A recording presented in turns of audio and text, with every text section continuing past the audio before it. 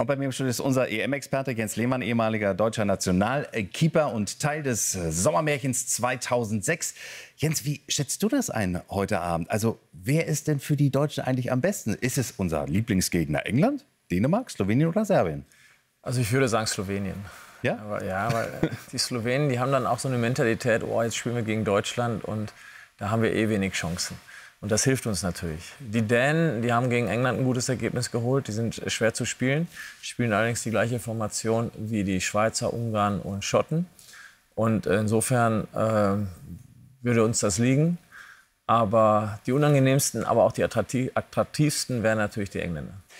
Du hast ja gestern schon angesprochen, die Engländer, die wären uns eigentlich jetzt, die würden recht kommen, weil die sind nicht so gut ins Turnier gestartet. Bist du bei dieser Meinung geblieben oder erwartest du jetzt von Harry Kane und den anderen Stars aus dem britischen Team, die ja eigentlich Geheimfavorit sind, so eine Trotzreaktion jetzt, dass sie Erster werden?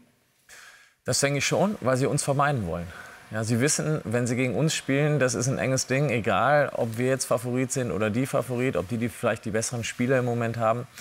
Deutschland gegen England hat immer was Besonderes. Sie wissen, dass sie uns bei der letzten EM in Wembley geschlagen haben. Und da haben wir noch was gut zu machen. Also das wollen eigentlich beide Teams vermeiden. Aber für die Attraktivität des Turniers wäre natürlich so eine Begegnung super. Du warst der ehemalige Nationalmannschaftskeeper. 2006 standst du im Tor bei unserem Sommermärchen. Und natürlich, wir haben eine Vorrunde gehabt. Wir sind dann ins Halbfinale reingekommen. Ich werde es nie vergessen, damals das Spiel gegen Italien. Aber das ist alter Kaffee von gestern. Das zeigt aber auch, was wir, wenn wir auf heute gucken, diese Vorrunde, wie wichtig ist die für das weitere Geschehen, auch für die Mannschaft? Also was muss Trainer Nagelsmann jetzt mit der Mannschaft tun? Weil wir sind in der K.O.-Runde, das könnte ganz schnell gehen, dass es vorbei ist. Einerseits haben wir jetzt diese Euphorie durch den späten Ausgleich gegen die Schweiz. Aber andererseits sollte uns das auch nicht davontragen. Und das Gefühl hatte ich so ein bisschen bei den Spielern und natürlich auch bei den Fans, dass sie den Gruppensieg gefeiert haben, egal wie der zustande kam.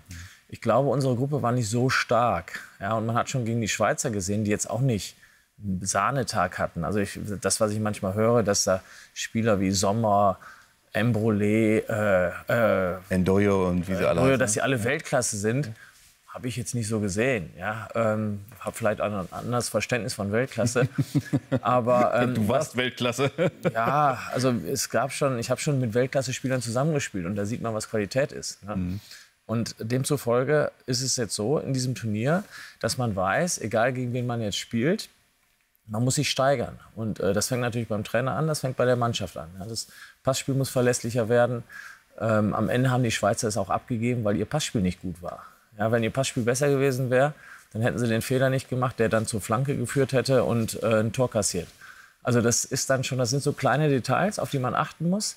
Und wenn man die gut macht, dann hat man gegen jeden Gegner der Welt Chancen. Also ich persönlich sehe das eigentlich so, dass das Achtelfinale jetzt vom Spiel her schwieriger wird, das Ergebnis leichter. Und dann treffen wir wahrscheinlich auf die Spanier. Und da wird das Spiel sehr schwer. Aber da bin ich felsenfest davon überzeugt, dass wir die Spanier schlagen. Das wäre jetzt genau meine Frage gewesen. Spanien, die haben eine perfekte Bilanz. 3 Spiele, 3 Siege und gestern eine Rotation von 10 Spielern und haben trotzdem gewonnen. Das ist doch totaler Wahnsinn. Also es ist doch eindeutig der Favorit jetzt, oder? Ja, jetzt ohne respektlos gegenüber den Albanern zu sein, aber das ist Spanien gegen Albanien.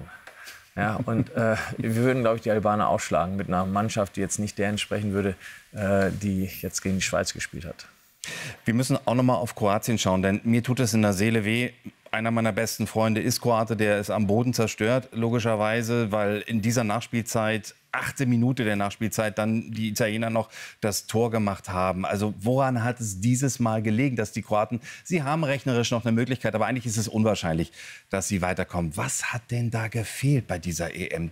Das ist eine super Mannschaft. Die Kroaten haben in den letzten Turnieren immer eigentlich overperformed. Ja? Also sie waren eigentlich fast immer besser, als man gedacht hätte. Sie waren im Endspiel, wann war das? Ich glaube, vor 4 Jahren irgendwo eine Weltmeisterschaft und. Das kleine Land Kroatien, also fantastisch. Und irgendwann kommt mal eine Enttäuschung, weil das kannst du nicht, weil die haben ja eine geringe Einwohnerzahl und die Talente kommen jetzt nicht so nach wie in Deutschland, England oder Frankreich. Das kannst du nicht dauerhaft aufrechterhalten. Und auch da ist es wieder kleine Details. Modric leider Elfmeter verschossen, hat dann zwar das Tor geschossen, war ein bisschen zu wenig und demzufolge kriegt man dann gegen Italien, die natürlich auch eine gewisse Qualität haben, eine Fußballnation, viele Menschen, ich glaube 60 Millionen Einwohner, da kommt auch immer Talent nach. Und das ist dann irgendwann schwierig für Kroatien, gegen solche Nationen zu bestehen. Man spricht ja von der goldenen Generation, die Kroatien in der Nationalmannschaft hat. Und du hast Modric angesprochen, aber der ist 38. Also seine Generation ist nicht mehr golden. Ist das jetzt tatsächlich verblasst? Sind Sie vielleicht auch an den Erwartungen gescheitert? Wahrscheinlich, nur die nachfolgende Generation ist dann auch ein bisschen normaler. Ja, und die anderen Nationen holen ja auch auf. Es ist ja nicht so, dass andere Nationen stehen bleiben und nur die Kroaten werden immer besser. Geht ja nicht. Inzwischen spielen die meisten Spieler, auch der Italiener, bei guten Vereinen, wissen, wie sie verteidigen müssen. Und demzufolge wird es auch für eine Mannschaft wie Kroatien immer schwieriger, da dieses Level zu halten und ganz in die Spitze zu kommen. Da sieht man auch, dass der Fußball so europäisch geworden ist, international. Jens Lehmann, unser EM-Experte, danke erstmal für den Moment.